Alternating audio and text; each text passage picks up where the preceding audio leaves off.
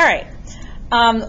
Since the beginning of the semester, we've started with quadratic. So we started with quadratic functions, and that's basically was describing what makes something quadratic. So it's a parabola, it's got a vertex, it's got symmetrical pairs and axes of symmetry.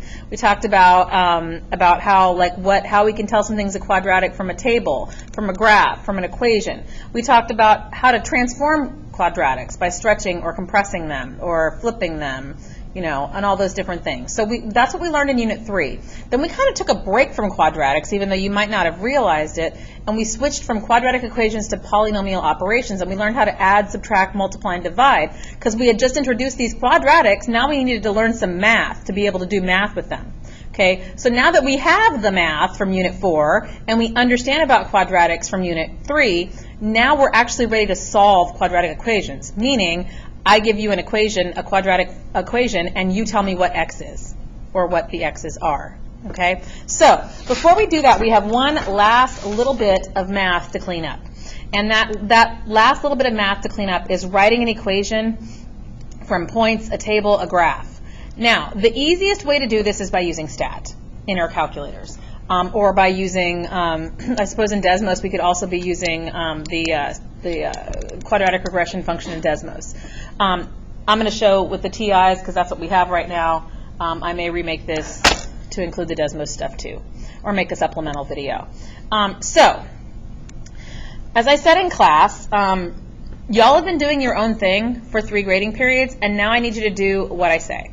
Because I need you to actually get this stuff. I need to make sure that we all know how to do this the right way, and that we're all following a process that's going to get us the right answer. Also, we want to learn how to be good, solid geometry students, so we're going to actually start doing a process that's consistent and that's orderly and organized. Okay, so in order for us to be able to use, to be able to do statistical analysis, to be able to do stat in our calculator, we need 3 points.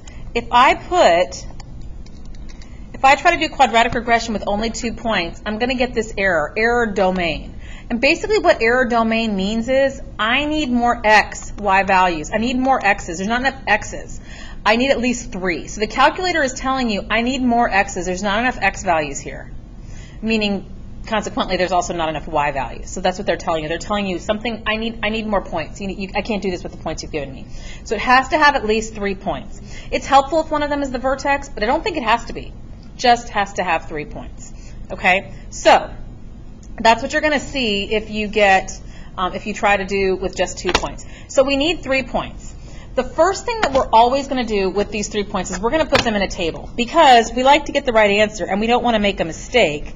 And that mistake that we don't want to make is, because I'm not going to lie to you, when I start trying to put them in, I just start putting all kind of stuff in places it doesn't go.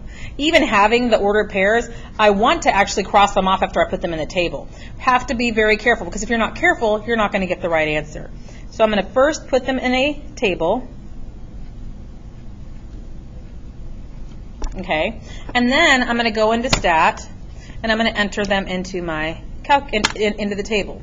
So I'm going to do 2, -4, 1, and then for my y's, I'm going to do 4, 70, 0.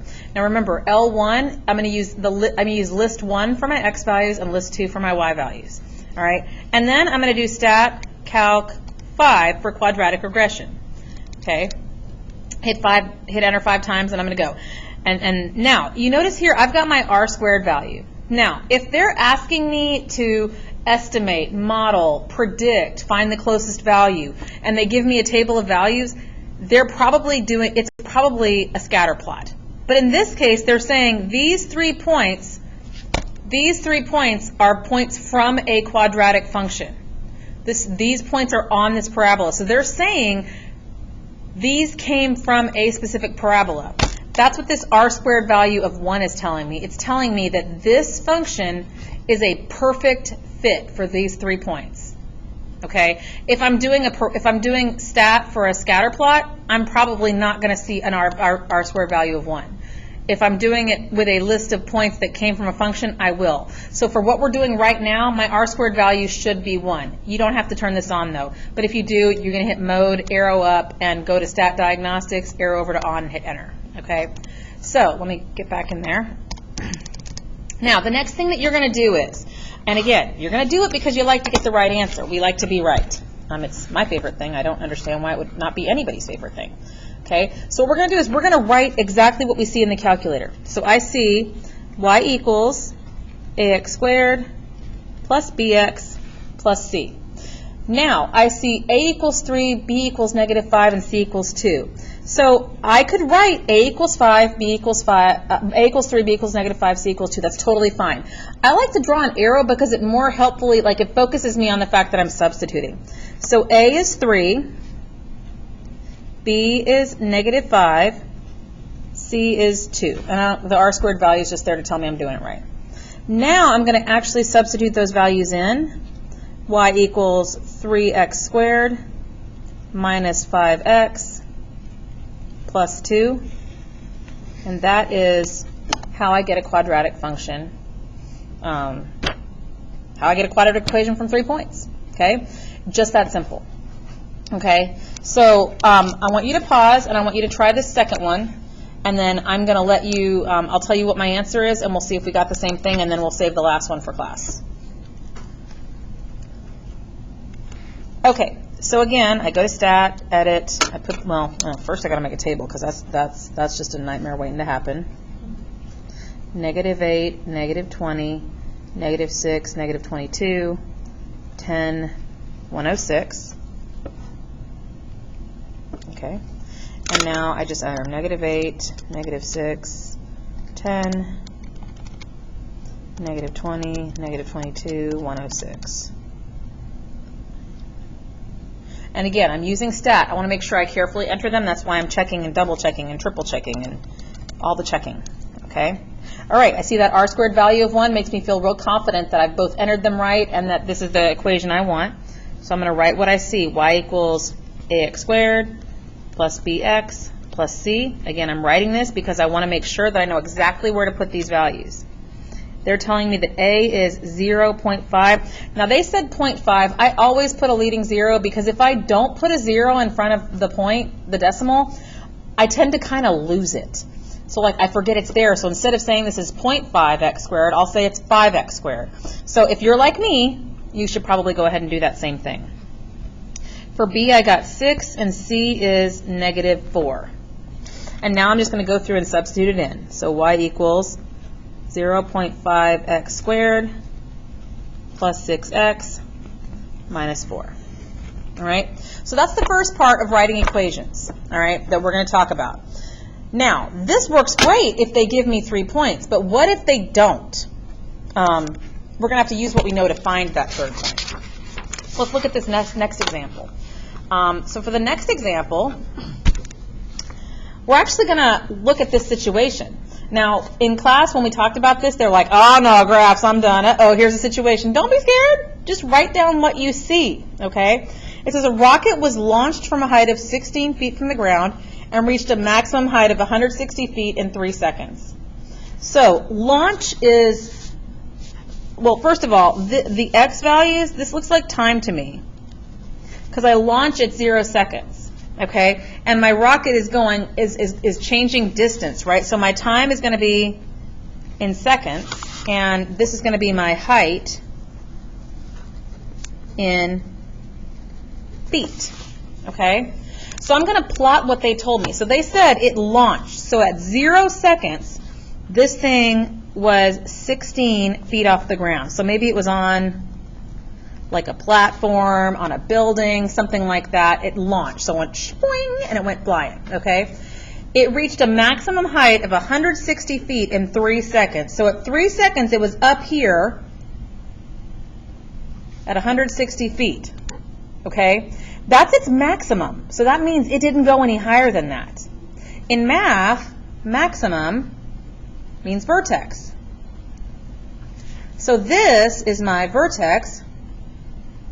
And then it was launched. So launch, that's a starting point, right? So a starting point means y-intercept.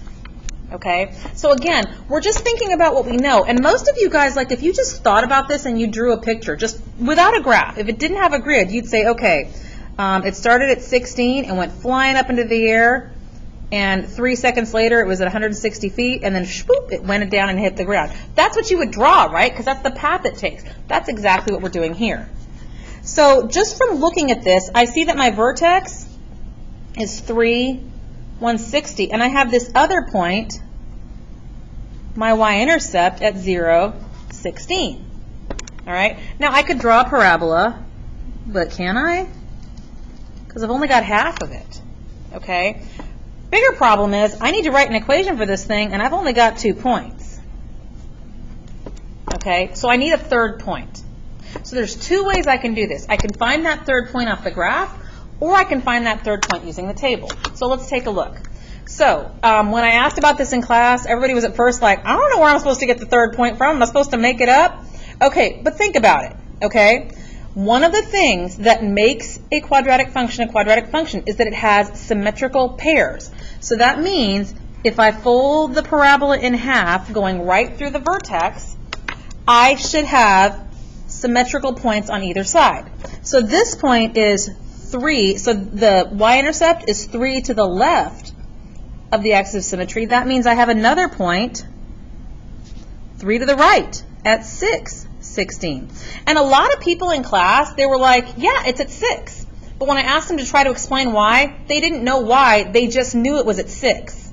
Because what comes up must come down. But remember, the math vocabulary, and please don't, like somebody in one of my classes was like, that's a terrible parabola, so do better then. Okay? Yeah, it's a janky parabola, but that's not the point. All right? So again, I have symmetrical pairs. These are symmetrical because they're the same distance away from my axis of symmetry. All right? So that's one way I can get my third point of 6, 16. The other way is I can use what I know about symmetrical pairs in the table. Okay? So first thing, when we set this table up, we got to be careful because the vertex is in the middle of all my symmetrical pairs. So I'm not going to put the vertex first. I'm going to put it in the middle of my table. Okay? And then I'm going to take my other point, in this case the y-intercept, but it may not always be, and I'm going to put it above it. Okay? Now what I know about symmetrical pairs is they share the same y value because they run along the same horizontal line. So I know that they both have a y value of 16. Okay? I know that they're also the same distance from the vertex, so to get from 0 to 3, I add 3. That means I got to add 3 to get to the next point. I continue that pattern, and it gives me 6. I got the same point both ways. If you don't happen to have graph paper laying around, you can just as easily make this little table. And now that I've got those 3 points, I can stick them in my calculator, and I can find an equation for them. So let me do that real quick. You can pause and do the same thing.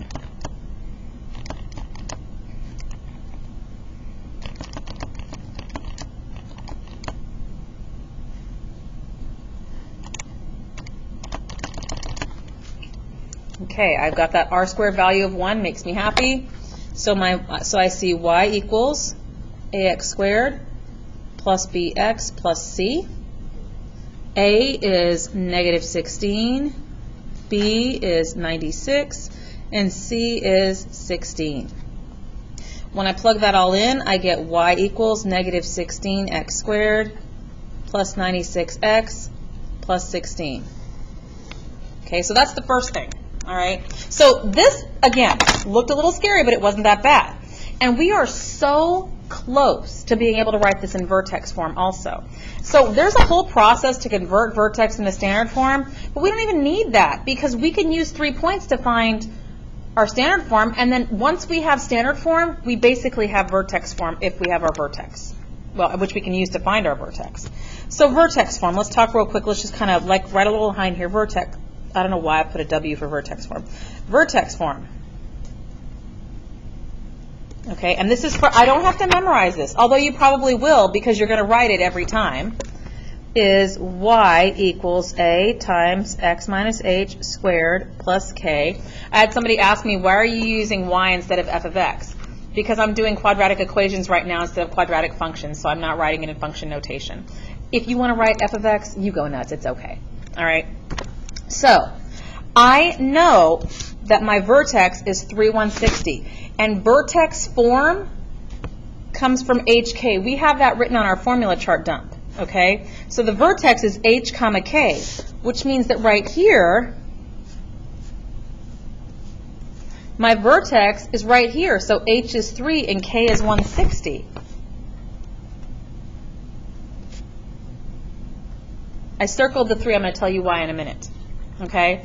Now, the question is, what's A? Well, spoiler, the A in standard form and the A in vertex form are the same, for the most part. For now, the A in both of those forms are the same. Okay? Actually, in vertex form, it is the same, because we are using A, H, and K. We're going to get the same value. So I know A. I just got A out of my calculator. A is negative 16. Okay? So let's pause for a second and talk about why I circled that 3. Something that we're going to add to our formula chart dump right here, in parentheses, under vertex form, I want you to write flip, I don't know why, I don't know what's wrong with me, flip in, flip out. Okay? When I put something inside parentheses, if it's something minus something and I'm putting it into parentheses, I'm going to flip the sign to put it in, I'm going to flip it to take it back out. So what does that mean? That means if h was 3, so like if my vertex was 3, 5, on the inside of the parentheses, I'd put x minus 3 because I would flip it to put it in. If x was negative 8, 14, if the vertex was negative 8, 14, then I would do x plus 8 because the negative 8 would flip when I put it into there. Likewise, if I take it out, I'm going to flip it. So I'm going to flip that point in the parentheses, I'm going to flip it back out. So for this, when I write this down, I'm going to use that. So I circled this because this is the one I got to flip in. Y equals negative 16. X, this is positive 3, so I'm going to put minus 3 squared. 160 is not inside, so I just leave it alone, plus 160. And that's how we're going to write those. We're going to do more examples in class, so hope that was helpful.